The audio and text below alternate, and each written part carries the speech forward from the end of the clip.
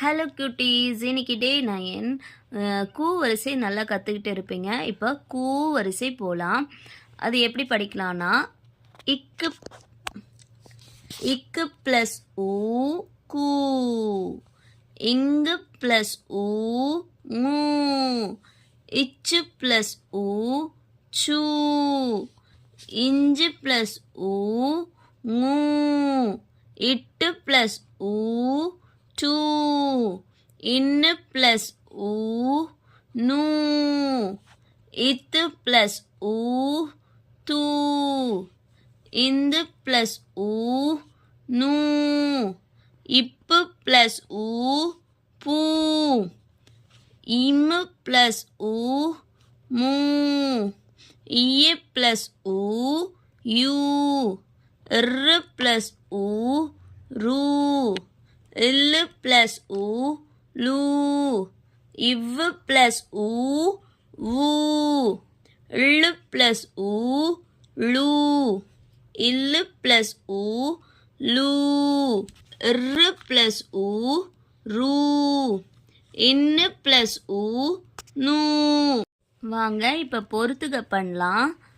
கூக்கு எந்த எழுத்து வரணும்னு மேட்ச் பண்ணும். கூ கு கூ, சு சூ, இது என்ன எழுத்து? டூ டூ. அடுத்து து தூ, நூ நு நூ, பு பூ,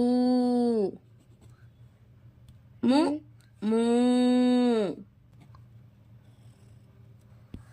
பொறுத்துக்க பண்ணாங்கன்னா அவங்களுக்கு ரொம்ப ஈஸியாக இருக்கும். அதே மாதிரி கூக்கும் கூக்கு உள்ள குறில் நெடிலுக்கு உள்ள வித்தியாசங்கள் தெரியும்.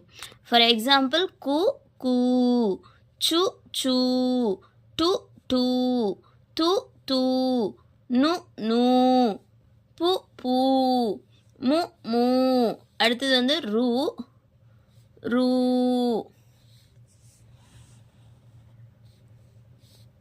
ரு ரூ, யு யூ, நு நூ, நு நூ, நு நூ,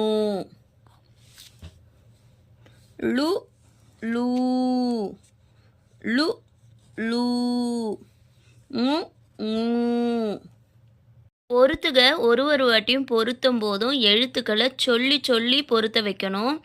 அப்போ தான் வந்து அவங்களுக்கு இந்த வரிசை எழுத்துக்கள் வந்து நல்லா பதியும். இந்த எழுத்துக்கள் மட்டும் நல்லா பதிஞ்சிடுச்சுன்னா அவங்களுக்கு ரொம்ப ரொம்ப ஈஸி.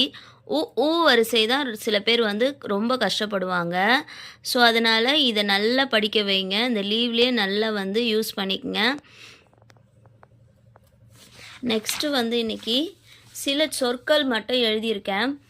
அது வந்து குழந்தைங்களால படிக்கக்கூடிய சின்ன சின்ன எழுத்துக்கள் தான். அதை சேர்த்து நம்ம வந்து வேர்ட்ஸ் ஃபார்ம் பண்ணியிருக்கேன். ப சு பசு, ஆடு ஆடு, காடு காடு, புலி புலி, ஆறு ஆறு, நான்கு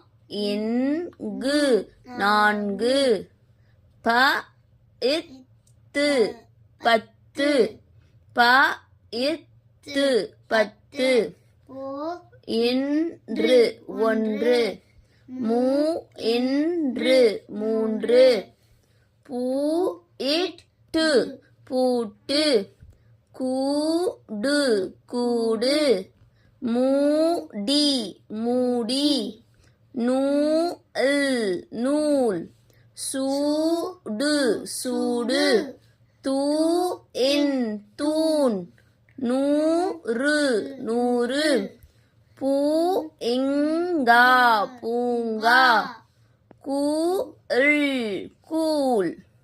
ஸோ இன்னியோட போர்ஷன்ஸ் அவ்வளோதான். கண்டிப்பாக உங்களுக்கு இது ஈஸியாக இருக்கும்னு நினைக்கிறேன். டே 9 வந்து சக்ஸஸ்ஃபுல்லாக முடிச்சிருக்கோம். இது வரைக்குமே நல்லா ரிவைஸ் பண்ணுங்க. பொங்கல் ஹாலிடேஸில் சூப்பராக படிப்பீங்கன்னு நினைக்கிறேன். இந்த எழுத்துக்கள் வரைக்கும் வரிசை வரைக்குமே நீங்கள் நல்ல மனப்பாடம் பண்ணிட்டீங்கனாலே போதும். ஈஸியாக அடுத்தடுத்து படிச்சுட்டே போயிடலாம்.